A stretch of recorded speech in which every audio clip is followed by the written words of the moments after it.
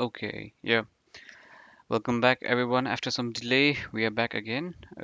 We had to give some time to read this book quite thoroughly, and also Anup was sick during the weekend, so we wanted Hmm. to give a bit more time. Anup, how are you doing right now? I'm okay. I Yeah, was like sick from Tuesday. Tuesday it started, and then like it got even worse and worse, until mm, Friday. Then the doctor gave me some antibiotics and some painkillers, and then I'm doing good now. yeah, quite good.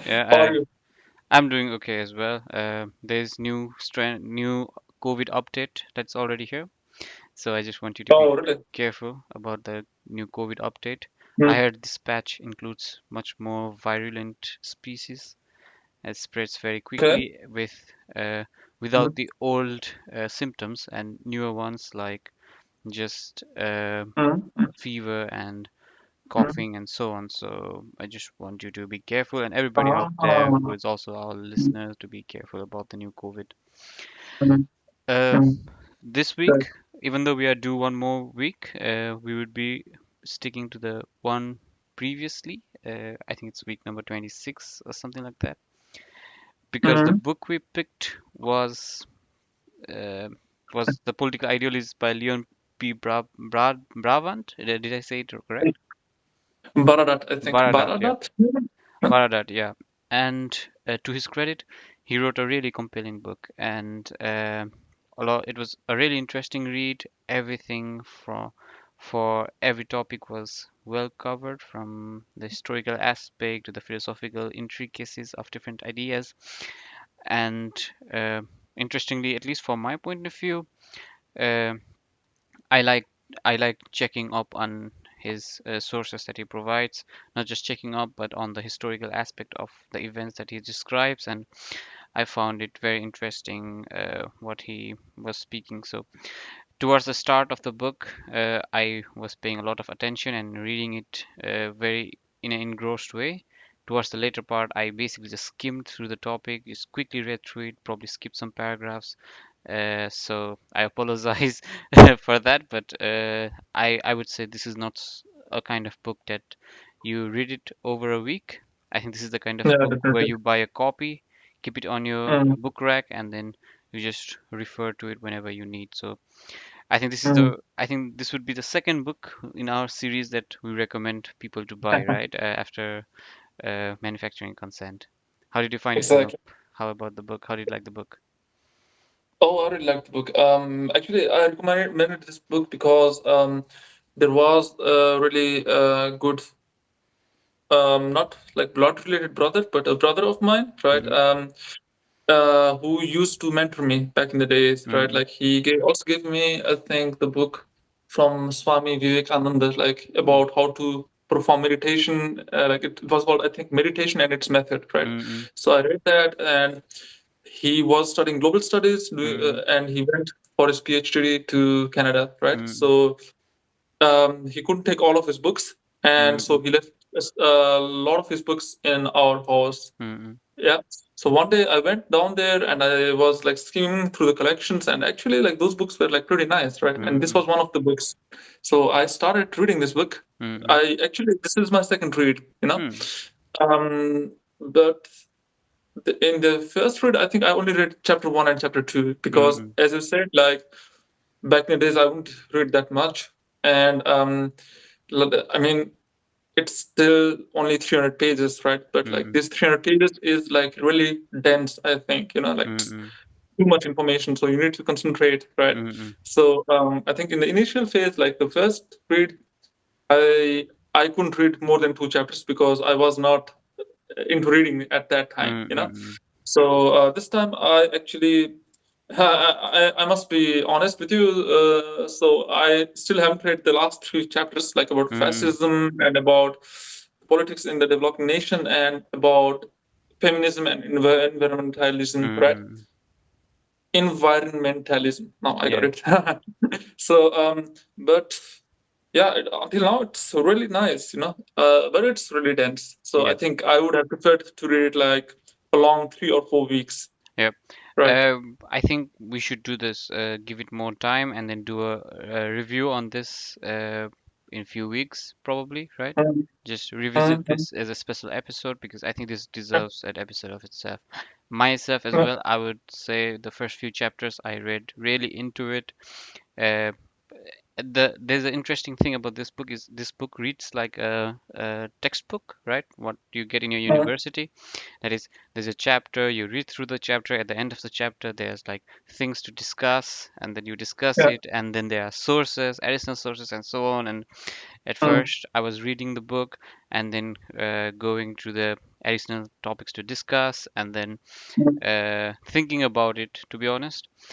mm, And later on, when the week went by and it took a lot of time, mm, I just skimmed through the book. I just read the mm, topic, first few paragraphs, and then okay, I know this, mm, I know this, and then just skip past to other parts. So mm, I was reading it more like to finish the book and not necessarily to mm, just soak the book in like how I think it's supposed to be done. And yeah.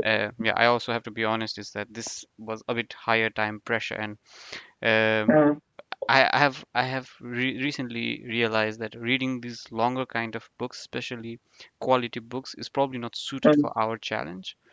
yeah, yeah, Least yeah. because you want to really get a feel of them, and I think longer Mm, novels work quite well because there's a structured mm, flow, and you don't have to really look at cross references or think into it.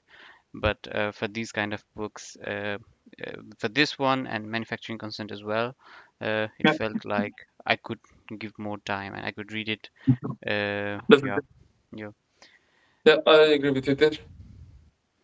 I have actually, So, I just wanted to say, the thing is, the book for me, at least so far, didn't give very new informations, right? But mm, I found that this book really contextualized how these ideas came in place.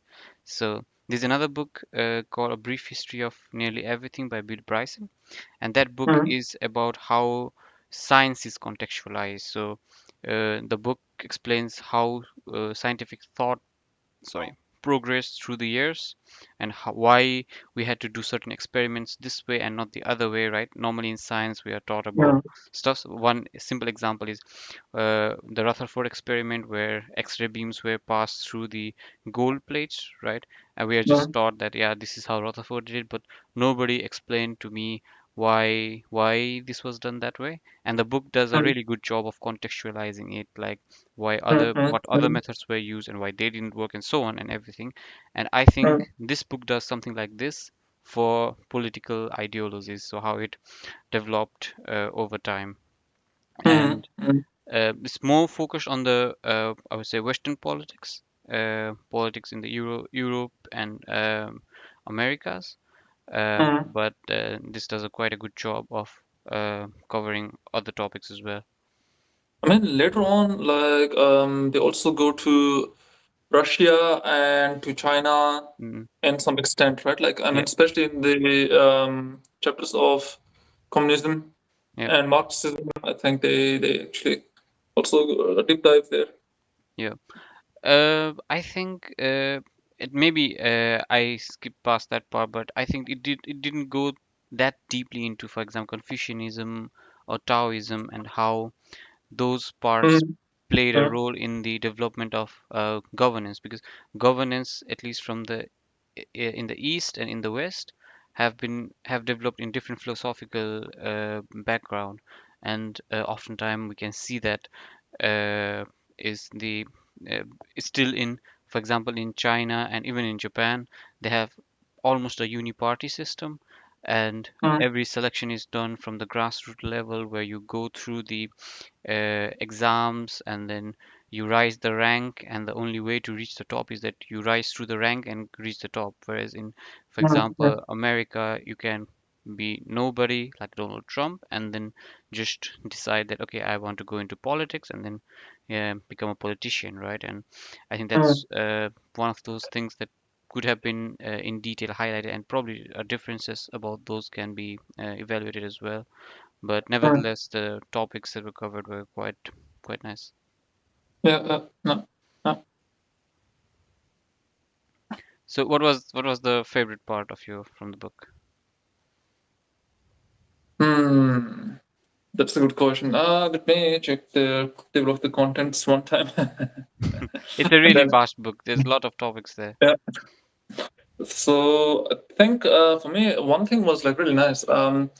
I used to, I didn't get like people who would support authoritarian system, right? Mm-mm, But there were some philosophies which now makes me understand authoritarian supporting people, right? So mm-mm, it went something like this, right? Like Plato's philosophy was that if you have a government mm-mm, of average people, you know, mm-mm, mm-mm, and if the average thought is like mm-mm, I don't know shit, right? Then mm-mm, the whole decision making also goes into that direction, right? So mm-mm, that was for me something where I thought like, yeah, actually, he might be onto something because we are seeing these problems like right now, not even right now, but also in a century before, right? Like mm-mm, where you had leaders and the mass they voted for the leader, right? Like mm-mm,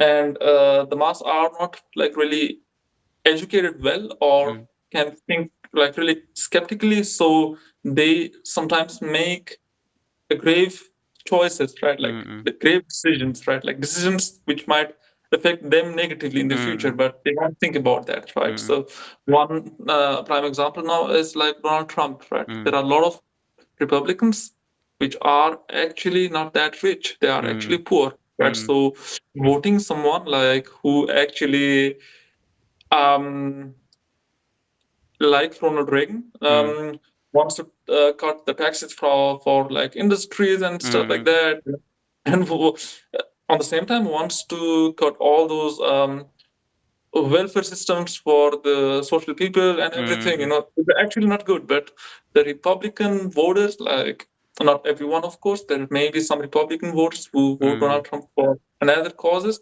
but there are some fractions of voters who actually think that they will get benefits, they will get richer mm-mm, by voting for this president, right? Even though they would benefit if they would vote like for mm-mm, a bit more social party, right? mm-mm, They're making this decision. Then Donald Trump, like a person such as Donald Trump, comes to power, and in the end, like it didn't benefit those people, right? mm-mm, So that kind of thought was like super interesting for me.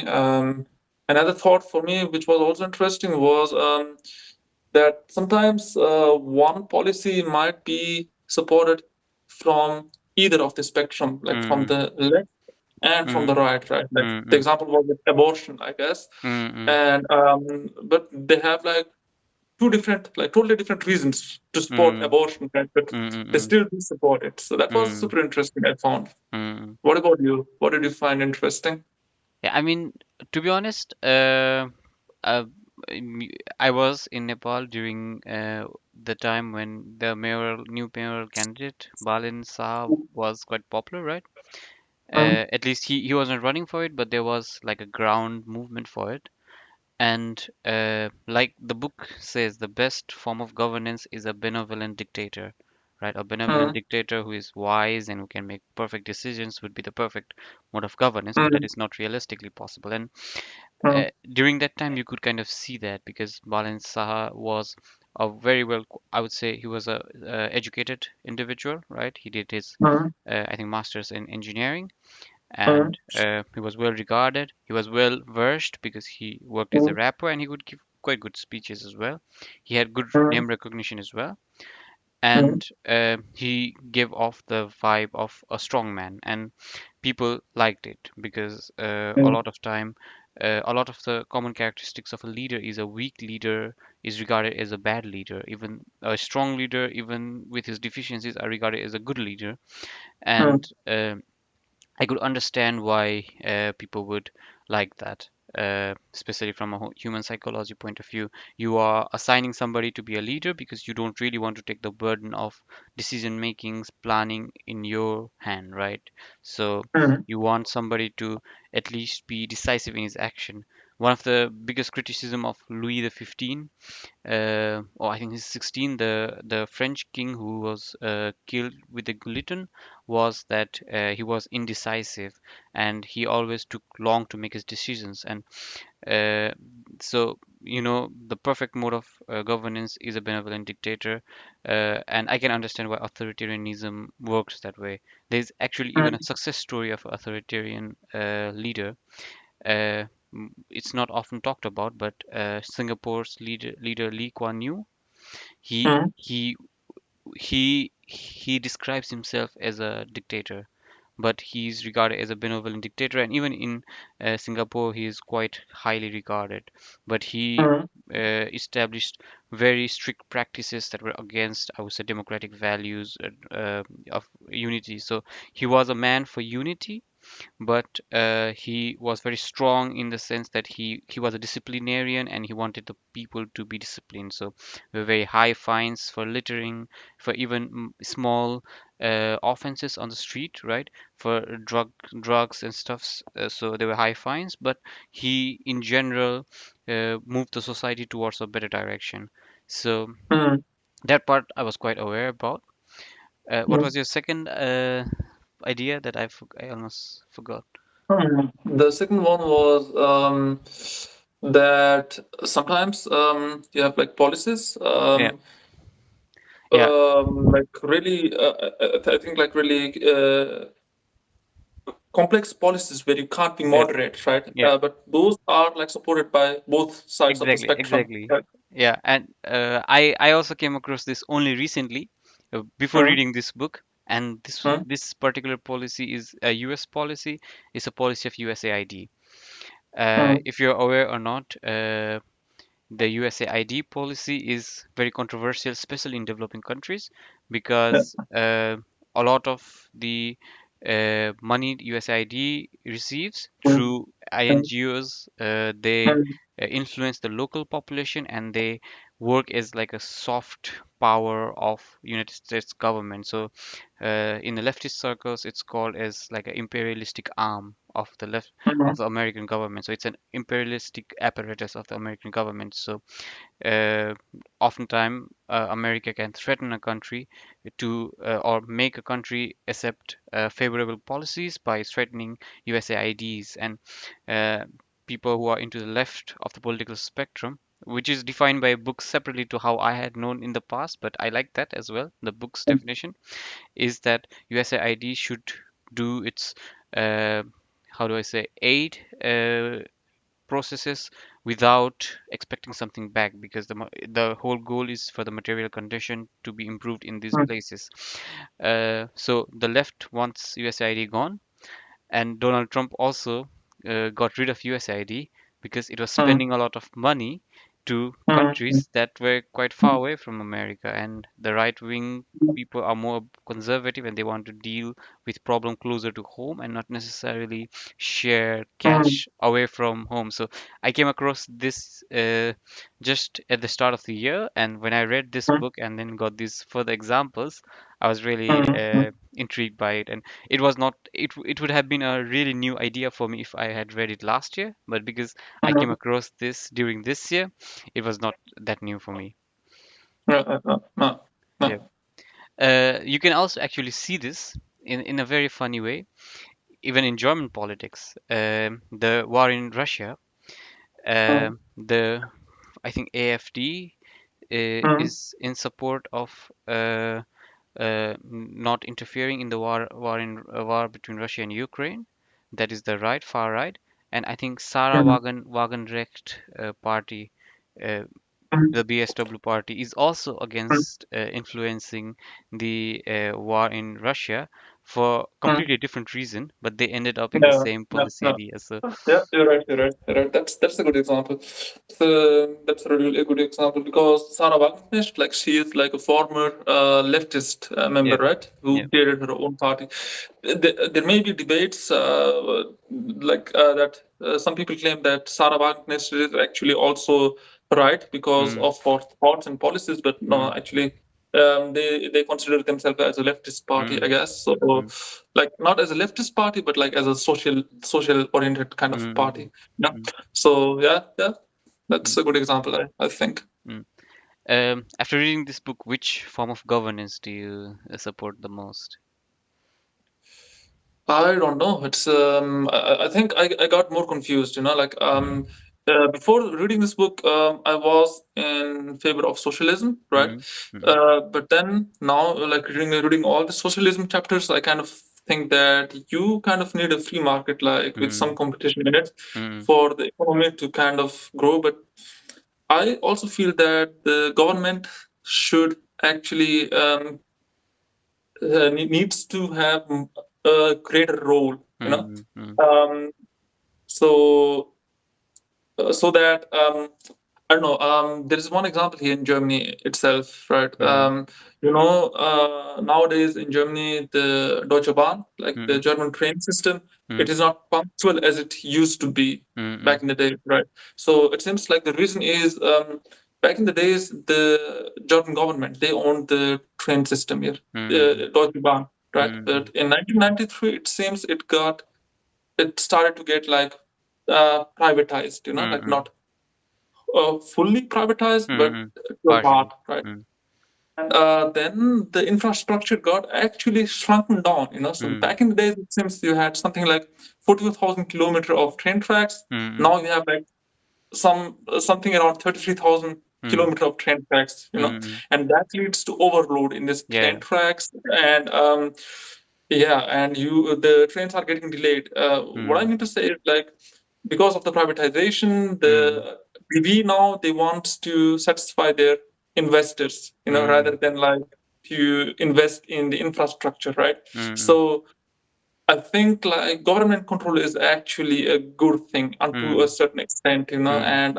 I feel a lot of the times like people are kind of like demonizing the governments, but mm, that like after reading this book, like I don't know like whether mm, that's the case or not. I think government actually should play a role in the politics, as such. So mm, maybe like a socialist form, yeah, but it's a tricky question. I don't know.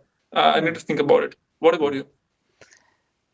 Before I say my preference, I just want to say there's something in this book that says that if you are a rightist or a leftist, is probably defined by how you see another people to be like, right? So when you say you support socialism, you probably Mm, gives a bit about your personality where you believe in the best of other people, which I think is quite admirable. mm, mm, So this is something I read from this yeah, book, which I found. So I knew this intuitively, but I had not expressed that in words. So I found it quite mm, mm, interesting. For me, the mode of governance, I see two aspects about this. Right, first is based on this book, and I have my own opinion about this. I like the Locke's method of governments, right, which is liberal to the left, but it's not necessarily socialist in the sense mm, that his idea preaches that uh, the government should be about so the thought is people should be able to work in nature, and when they put in some of their own effort in nature, then they should be able to own a part of it, right? And I really mm, strongly believe in mm, that is if you work hard on something, then you should be able to use the investment and your effort should count, right? yep, How and I also agree that the property somebody should not be allowed to hoard a lot of property. So just because I have invested time over something, effort over something, I shouldn't be able to hoard them over a long period of time and over generations and generations because it would be a bit too much, right? So I think everybody should be able to reap something or at least hold ownership of things they have put their effort into it. I think it would mm, go a bit towards Marxism, but I don't believe to that extent because mm, I I feel the ownership should be shared ownership between somebody who has the idea because these days we are dealing with more and more complex problems, more and more complex solutions. So everybody should be able to have some parts on this, and that is my I would say foundational personal philosophy. I mm, believe in a bit of socialism, right? But I don't believe in government running everything for you. So I don't Mm, believe in government running the train for you, the post office for you, and everything. Uh, I think this should come from a collective agreement of people, right? So mm, uh, if your community trusts each other enough to do the work properly, then it probably mm, works. But I think this is where democratic ideas come in, and I don't mm, necessarily believe that this should work because there are countries where privatized systems are working perfectly fine as well. Uh, and finally, I believe that government, when we organize ourselves with government, and I don't have an option to opt out of government. So I don't have an option to say, okay, I'm not going to listen to government, I'm going to do my own, right? It's mm, I can go into the wild, but even the wild area is these days sanctuary areas. So mm, it's like it's either a national park or it's either a conservation area or something like that. So there is influence of mankind. There's I would mm, say there's no truly wild place there. mm, So because I don't have an option to opt out of governance, that mm, the government should be at least be providing me with the basic needs of livelihood. So it'll be food, clothing, mm, shelter, and I would say economic opportunity for me to do something. And other mm. than that, I think it's all about how democratically we can decide. Uh, say, But uh, yeah, that's the big assumption, right? Like I don't know, like providing food, clothes, education, and everything. That's actually a quite big thing, right, for a human society. no, I don't mean education. I just mean food, clothing, and shelter, and Okay. economic opportunity. So, food, clothing, and shelter is the basic needs for survival, right? And Mm, an economic opportunity, so that's I can, fill my time. Otherwise, I would have nothing to do about it. mm, So, uh, it can be free education, it can be employment opportunity, it can mm, be anything. If I want to go to, but I should be able to choose what I want to do. I would not want to go okay. into like pol pol plot like Marxist ideology where everybody's agrarian and everybody has to work in the field, or I like the uh, I would say. Yeah, I get that. Yeah. I get that. But like let's say like no I see one flaw that is like let's say I can imagine in a society, of like 10,000 people, Mm, if we have the free choice of what we want to do or what we want to be, okay, mm, I can imagine that pretty nobody would like to be a plumber, right? Like, or I don't know, like someone like who cleans the toilet or something like mm, that, right? mm, And the government now, like sees, okay, like everybody is doing something different, but like for these kind of jobs, we don't mm, have any person, right? Then suddenly you don't have like occupation in certain fields, like that the society needs as such, right? So, I would disagree with you here because mm, there will always be somebody who is interested in doing this stuff. That's where the free market comes in. That's where the economic opportunity comes in. I want to be an engineer, right? So I can work as an engineer. Somebody doesn't want to be an engineer. He wants to be an artist, and they can work into an artist. So there should be an independence mm, of choice that I want to do. And okay, if there is a need, then there will be a marketplace for somebody to work there, and there will always be somebody. There is a very famous example. There's a guy called Jon Snow. He's called mm, the father of epidemiology, right? And he got that title by investigating sewer waters, so water mm, systems. mm, So there are people mm, who are into that, and I can tell you people who are passionately into these topics. mm, Uh, the government would not necessarily need to regulate the number. I can imagine there would be few job titles with more applicants into it, but there will always be uh, people who would be interested to fill those other economic roles. And when I say if the food, clothing, and shelter is taken care by the government, then anything mm, more than that would be for me. So those three are for my survival.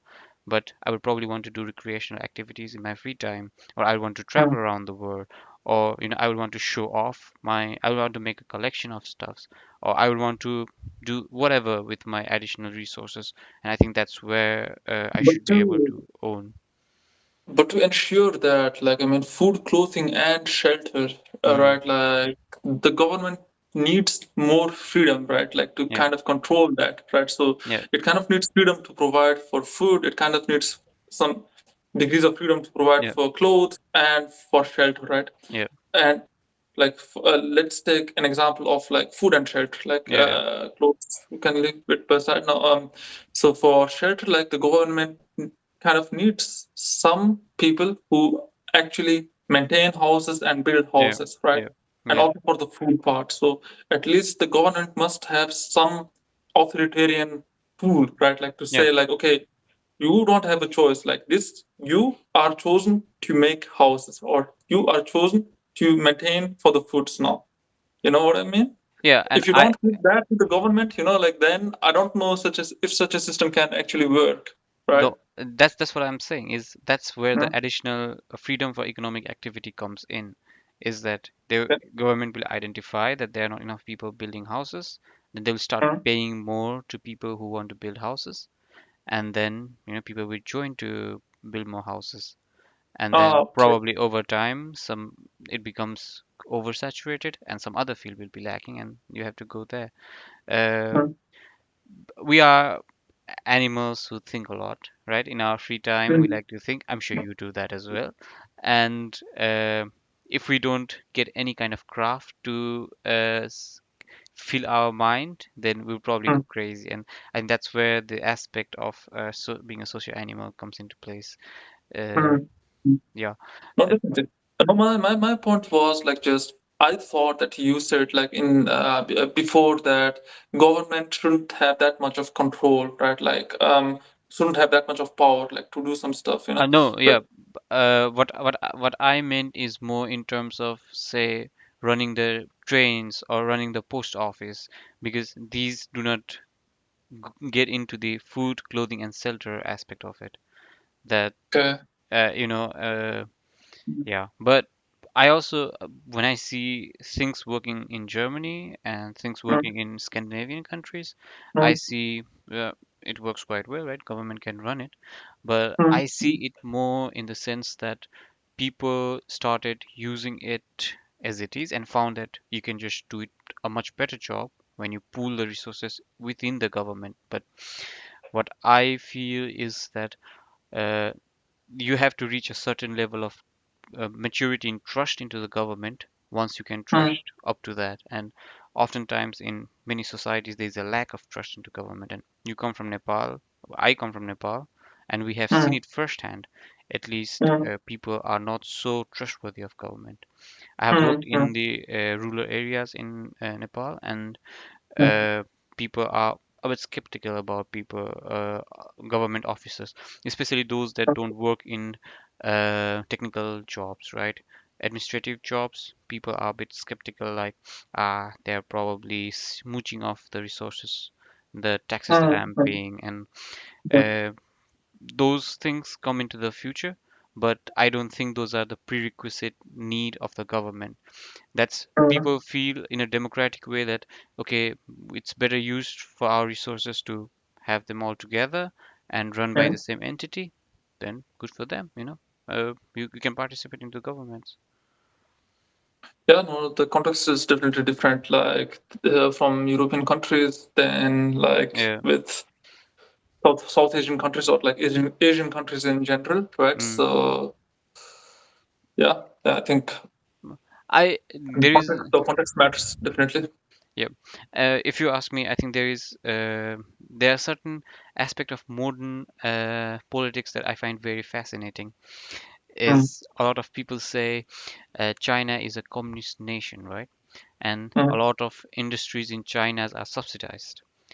mm, But if you look at the actual aspect of how Chinese industries work, then apparently what they do is uh, the government identifies key sectors. For example, they identified renewable energies, right? And then they said they provided fund to every company that was working. So mm, you could just go and ask for the fund, and then you will receive mm, it, but you will have mm, to provide certain amount of results for the fund. And then there will be like 10, 15 companies who would have cutthroat competition between each other. So it was like hyper capitalistic environment that everybody's mm, competing with one another in a certain pool of resources that government set aside. And then over time there is one dog that establishes over. It's either a Huawei, or it's either a mm, Xiaomi, or it's either some industry, right? And then they become the top dog, and it cannibalizes over other competitors.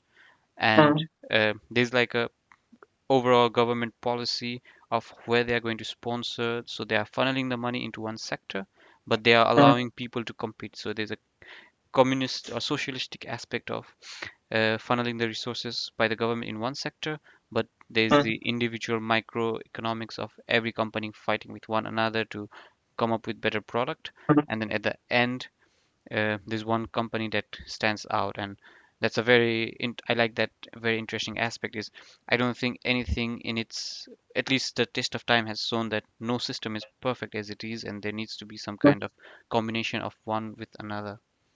Definitely, definitely, definitely.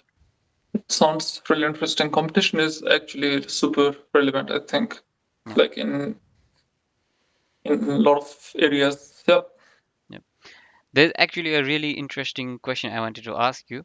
The Before we close this meeting, Mm, do you remember the scale for from left to right? There's uh, the radicals and there's a reactionary, and how it's defined. I like how the writer later clarifies that this is not like the strict rules, but just a benchmark. But I had a uh, very good example where this rule breaks down. It's in Argentina. okay. Uh, Argentina currently has a right-wing government, Mm, capitalistic government of Javier Milei. But in the mm, past, they used to have a Peronist government or something like that, which is mm, a mm, socialist government.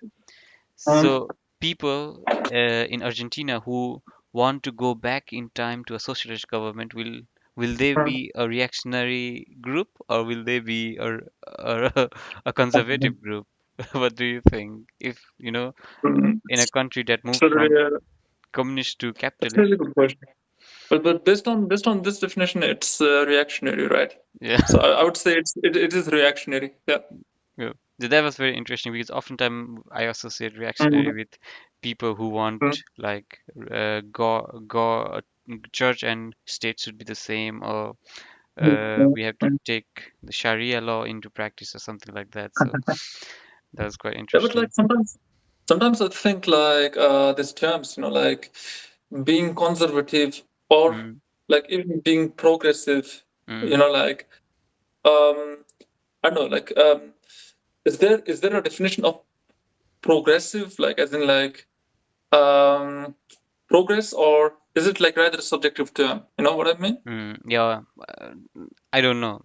I mean, I can Mm, say my understanding so far has been, at least in my head, the definition so far has been that if somebody uh, thinks more about community before mm, individual, then he's progressive. And if somebody cares more about individual rights, then he's conservative, right? But if mm, you go into, for example, in Nepal, uh, then you would be conservative if you think more about family and your community, mm, and you'd be more mm, liberal if you think about individual rights, rights for nuclear families, and so on. So I think it's a cyclic thing. mm, It's like the chords in a guitar where it goes from A B mm, Z mm. A B C D E F G and then back to A B C D E F G. Yeah, yeah, yeah. No, So these are the kind of things that this book highlights you, right? It educates you on mm, aspects about politics and how to read politics. And yeah, I would say this is a buy a copy, a gift to your friend, and yeah, read mm. over time and discuss it in your overall beer or something like that. It's quite a fascinating book. Yeah. The author died, by the way, like in 2016, right? Really? Yeah, I saw it before. Uh, Um, I think this was his like most famous work. I can imagine. However, surprisingly, this is not the famous political ideologies book in the internet. Right? every time I Google political ideologies, there's some other book that comes up, and then Yeah. I have to keep searching for the name of the writer of this book. Yeah. Which one comes up Yeah. for you first? Uh, it was the same one. I think we mean the same guy. So I have to write like political ideologist Liud P. Baradat, right? Exactly. Yeah. Yeah. But For me, I think let me see. Like this is a good, it's a fun question. I think Andrew something something yeah, Andrew Haywood, yeah, that's right? exactly the same one. Maybe in the future we should read one, The Political Ideologies by Andrew Haywood, and then compare the two of these. Uh, but these kind of books are like really expensive. Did you notice it? Yeah, yeah, unbelievable. Mm. Yeah. I actually had a criticism for the book. I know we are over time by a bit, but I just want to quickly do a criticism of this book. Is that I think this book was a bit too focused on the. Uh, it was not critical enough about some of the policies, right? Especially that had to deal with, for example, loss of human life. I would have imagined that loss of human life would be a bit criticized, but they didn't do that. I can understand the aspect of it for the book. Uh, the human life or loss of that is outside the realm of the concepts. So, as somebody who's a bit leftist in his political thoughts, I thought if the book could have criticized some of those aspects, but I can totally understand why he would not do so. Yeah, you have to keep some of the neutral stance, right? Exactly. So either of the sides can like read this book like Yeah. neutrally. Although I found in some places like he was actually quite radical himself, you Yeah, know. yeah, yeah. In economic policies, I think he was very critical about uh, Ronald Reagan's presidency, Yeah, right? yeah, And yeah, also yeah. very critical about George W. Bush Jr.'s Mhm, presidency. So mhm, mhm, I felt he's also a bit leftist. I would say a bit more liberal, right? mhm, mhm. But yeah, that was just a small criticism from my point of view. This is a very personal criticism as well. Other than that, this is a fantastic book. For Mhm. the new week, I want to recommend something short so that we can finish this in time. The book is called I Have No Mouth and I Must Scream. I have no idea what book is about. I just looked up in internet for a book around 50 pages and it said this book is a fantastic read. So hopefully Yeah, we can come back on Wednesday and make up for the lost time. And yeah, a bit of a change of pace in what we're going to be discussing about. So thank you very much, Anup, once again. Thank you very much for doing this with me. thank you for having me. Yeah, then have a nice time reading the new book, and everybody keep reading. Bye bye.